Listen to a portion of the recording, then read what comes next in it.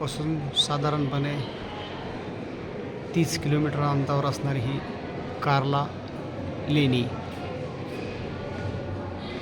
इसवी सनाच्या 1ल्या ते 5व्या शतकामध्ये ही लेणी गौतम बुद्धाच्या जीवनावर आधारित कोरली गेली.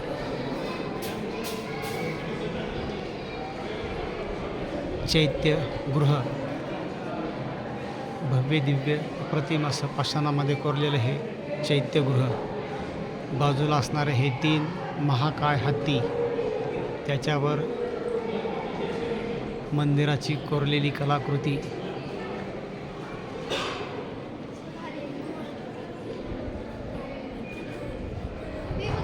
या चैत्यगृहाच्या तिन्ही बाजूला कोरीव काम आहे आणि द्वारातून प्रवेश केल्यानंतर डाव्या आणि उजव्या बाजूला भग्न अवस्थेमध्ये ज्यांची सोंड तुटली आहे असे 3 हत्ती आपले स्वागत करताना दिसून येतात आणि या चैत्यगृहाचे जणू ते द्वारपालच आहेत. इथून मध्ये पुढे आपण प्रवेश करतो. हे महाकाय असं हे चैत्यगृह. असंच चैत्यगृह एका व्हिडिओमध्ये भाजी लेण्यामध्ये आपण काढलेलं दाखवलेलं आहे.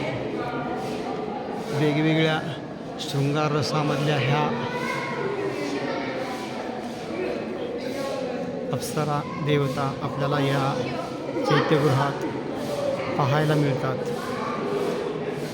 अतिशय अप्रतिम आखीव रेखीव आणि दगडाच्या पाषाणामध्ये कोरलेलं हे बौद्ध कालीन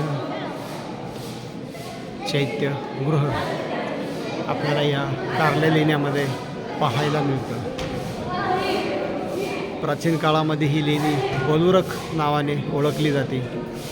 त्याचा अपभ्रंश होऊन ही कार्ला लेणी म्हणून आज प्रख्यात आहेत. जगभरातले सुद्धा अनेक पर्यटक या ठिकाणी भेट देत असतात. याच कार्ला लेण्याच्या बाजूला एकवीरा आईचं मंदिर आहे, जी कोळ्यांची देवता आहे. कोळी लोक या देवीला भेट द्यायला येतात, दर्शनाला येतात, तेव्हा ही कार्ला लेणी आवर्जून पाहिली जातात. अतिशय अप्रतिम असं हे कार्ला लेणी.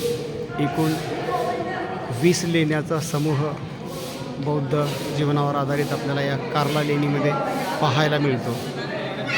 त्यापैकी हे एक अप्रतिम असणारं चैत्यगृह, हा स्तूप या ठिकाणी आपल्याला पाहायला मिळतो. तसंच या स्तूपाच्या समोर आपल्याला सारनाथ येथील अशोक स्तंभ, त्याची प्रतिकृती पण पाहायला मिळते. आज ती भग्न अवस्थेमध्ये आहे.